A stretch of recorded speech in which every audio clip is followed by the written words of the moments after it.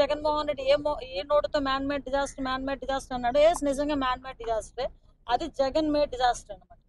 ఆ Jagan made disaster ఎంత దరిద్రం అంటే, మామూలుగా జరిగిన డిజాస్టర్ అది వేరు.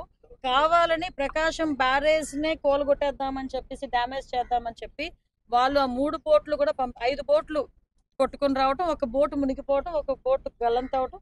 ఆ మిగతా 3 బోట్లు కూడా ఒక్కొక్కటి వెయిట్ కూడా చూసుకుంటే 30 టన్స్ నుంచి 40 టన్స్ వరకు ఉంటుంది. అంటే అటువంటి వెయిట్ ఉన్నది మనకి స్ట్రైట్ అవే పిల్లర్ కి కనుక ఎక్కడైనా కొట్టుంటే కనుక మనకు చాలా డ్యామేజ్ అయ్యింది.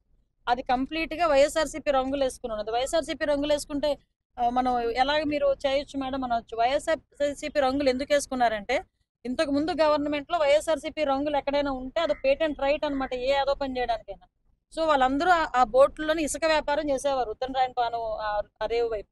అక్కడ నుంచి ఇక్కడ తీసుకొచ్చి వాళ్ళందరూ కూడా ఇలాంటి డ్యామేజ్ చేయడానికి చూసారు. కానీ ఒకటి ప్రజలందరూ గమనించుకోవాలి, ప్రజల ప్రాణాలని కూడా లెక్క చేయకుండా, ప్రజలు పోతే ప్రాణాలు పోతే పోనీలే అని చెప్పి కావాలని గవర్నమెంట్ మీద బురద చల్లడానికి ప్రయత్నం చేసిన Jaganmohan Reddy and co batch ని మాత్రం ఏం చేయాలన్నది ప్రజలే ఆలోచించుకోవాల్సిన అవసరం ఉంది. వాళ్ళ మీద అన్ని రకాలైన చర్యలు కూడా తీసుకుంటారు. మొన్న వర్షాల కారణంగా విశాఖపట్నంలోని ఏదైతే ల్యాండ్ స్లైడింగ్ జరిగిందో, ఇక్కడ మన వెస్ట్ నియోజకవర్గం అదేవిధంగా రామకృష్ణ నగర్ లో మనకు ల్యాండ్ స్లైడింగ్ జరిగింది. విషయం ఏంటంటే, అదృష్టవశాత్తు ఎవరు కూడా ప్రాణహాని లేకుండా ముందే మనం అందరం కూడా రిలైజ్ అవ్వటం, ఆ ల్యాండ్ స్లైడ్ జరుగుతున్నప్పుడు కూడా ఎమ్మెల్యే గారు కూడా దగ్గర ఉండటం, ఇమీడియట్ గా అధికార యంత్రాంగాన్ని అంతటినీ కూడా అలర్ట్ చేసి అధికార యంత్రాంగం మొత్తం అంతా వచ్చి అక్కడ ఏదైతే హౌసెస్ ఉన్నాయో హౌసెస్ లో ఉన్న వాళ్ళందరినీ, అంటే ఒక రో 10 హౌసెస్, ఆ పైన ఇంకొక 10 హౌసెస్, మొత్తం ఒక 20 హౌసెస్ అక్కడ ఇమీడియట్ గా మనకి ఎఫెక్ట్ అవుతాయేమో అని భయపడి ముందు ఇమీడియట్ గా వాళ్ళందరినీ తీసుకొచ్చి ఇక్కడ రీహాబిలిటేషన్ సెంటర్ లో మన మొత్తం అందరూ కూడా మన అధికార యంత్రాంగం అదేవిధంగా ఎమ్మెల్యే గారు అందరూ కూడా ఇక్కడ పెట్టడం జరిగింది. అయితే ఇందాక మన ఎమ్మెల్యే గారు చెప్పినట్టుగా విశాఖపట్నం ఎంత బ్యూటిఫుల్ సిటీగా ఉంటుందో, అదేవిధంగా ఇక్కడ కొండవాళ్ళు ప్రాంతాల్లో ఎక్కువ మంది నివాసం ఏర్పాటు చేసుకోవడం అనేది నాకు తెలిసి స్టేట్ లెవెల్లోని వైజాగ్ లో ఉన్నంత ఎక్కువ కొండవాళ్ళు ప్రాంతాల్లో ఇంకెక్కడ ఉండరేమో.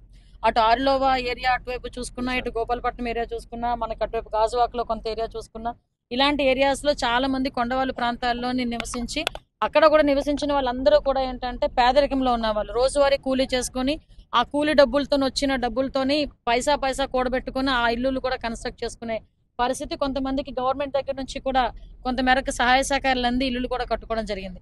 ఈ రోజు నేను ఇక్కడికి వచ్చిన తర్వాత వాళ్ళందరూ పరిస్థితి ఎలా ఉందంటే, వాళ్ళ ఇంట్లోకి వెళ్ళాలా, మళ్ళా వెళ్ళగలమా, ఇంట్లోకి వెళ్ళి మేము అందులో జీవనం కొనసాగించగలమా అన్న ఒక భ్రమలోని నిజంగా ఒక దయనీయమైన పరిస్థితిలో వాళ్ళందరూ కూడా ఉండటం నిజంగా చాలా బాధ అనిపించింది. వాళ్ళందరికీ కూడా కంపల్సరీగా ఒక శాశ్వత పరిష్కారం అన్నది ఇవ్వాలి. ఎక్కడైతే ఎక్కువగా వర్షాలు పడినాయి, ల్యాండ్ స్లైడింగ్స్ జరుగుతున్నాయని తెలుసుకున్న వెంటనే గౌరవ ముఖ్యమంత్రి గారు చంద్రబాబు నాయుడు గారు ఇమీడియట్ గా అక్కడ విజయవాడ తుఫాను పరిసర ప్రాంతాల్లో ఉన్న నన్ను అక్కడికి ఇమీడియట్ గా అక్కడ వెళ్ళమ్మా అనిత, అక్కడ చూడమ్మా అనిత నన్ను పంపించడం, అదేవిధంగా కలెక్టర్ గారు కానీ, జేసీ గారు, అదేవిధంగా సిపి గారు, అడిషనల్ సిపి గారు అందరూ ప్రభుత్వ యంత్రాంగం అంతా ఇక్కడికి వచ్చి చూడటం కూడా జరిగింది. దీని మీద ఒక కమిటీ కూడా ఏర్పాటు చేయడం జరిగింది. R&B డిపార్ట్మెంట్ అదేవిధంగా ఆంధ్ర యూనివర్సిటీలో ఒక టెక్నికల్ డిపార్ట్మెంట్ నుంచి ఒక రిటైర్డ్ పర్సన్ ని, అదేవిధంగా అన్ని జీవీఎంసీ వాళ్ళు, అదేవిధంగా మనకి రెవెన్యూ డిపార్ట్మెంట్ వాళ్ళు అందరూ కలిసి ఒక కమిటీ ఏర్పాటు చేసుకోవడం జరిగింది. ఆ కమిటీ రిపోర్ట్ రేపు ఈవినింగ్ వస్తుంది. రేపు ఈవినింగ్ కమిటీ రిపోర్ట్ వచ్చిన తర్వాత సాయిల్ టెస్ట్ కూడా జరిగిన తర్వాత ఫర్దర్ గా ఇబ్బంది లేదు అనుకుంటే ఏం చేయాలి, ఫర్దర్ గా ఇబ్బంది ఉందనుకుంటే ఎలాగా మనం వేఅవుట్ చూడాలి, ఈ రెండు కూడా అధికారులతో అదేవిధంగా ఎమ్మెల్యే గారితో చర్చించి ఇక్కడున్న వీళ్ళందరికీ కూడా ఒక శాశ్వత పరిష్కారం తీసుకునే దిశగా గవర్నమెంట్ ముందుకు వెళ్తుంది. అదేవిధంగా ఇప్పుడు ఈ విపత్తుల శాఖలో కూడా కంపల్సరీగా ఏదైతే ఈ ప్రాబ్లమ్స్ ఏదైతే ఉన్నాయో, కొండవాళ్ళ ప్రాంతాల్లో ఏదైతే ప్రాబ్లమ్స్ జరుగుతాయో, ఎందుకంటే ఈ డ్రైనేజ్ సిస్టమ్ సరిగా లేకపోయినా ఏమి ఇబ్బంది వచ్చినా అక్కడ మట్టి కొంచెం ఈ వాటర్ తో పాటు బయటకు వచ్చి కొంచెం సాయిల్ కూడా లూజ్ సాయిల్ అయ్యి ఇబ్బందులు ఎదుర్కొంటున్నాం. దీనికి ఎటువంటి శాశ్వత పరిష్కారం ఇవ్వాలి, రిటైనింగ్ వాల్స్ ఎక్కడెక్కడ మనం కట్టాలి, ఈవెన్ ఐరన్ మెసెస్ ఏదైనా మనం చేయగలిగితే ఎలా చేయాలి ఏంటన్నది ఒక సమగ్రమైన నివేదిక తెప్పించుకొని ఈ కొండవాళ్ళ ప్రాంతాల్లో ఉన్న ప్రజలు ఇబ్బంది పడకుండా, ప్రాణ నష్టం జరగకుండా, ఆస్తి నష్టం జరగకుండా చూసుకునే బాధ్యత కూడా గవర్నమెంట్ తీసుకుంటుంది. ఈ విషయమే ఇక్కడ నివేదికను తీసుకుని గౌరవ సీఎం గారికి కూడా సబ్మిట్ చేసి, గౌరవ సీఎం గారి ఆదేశాల మేరకు ఇక్కడ ఎవరికి కూడా ఇబ్బంది లేకుండా చూసుకునే బాధ్యత కూడా మేము తీసుకుంటామని మీ అందరికీ కూడా తెలియజేస్తాం.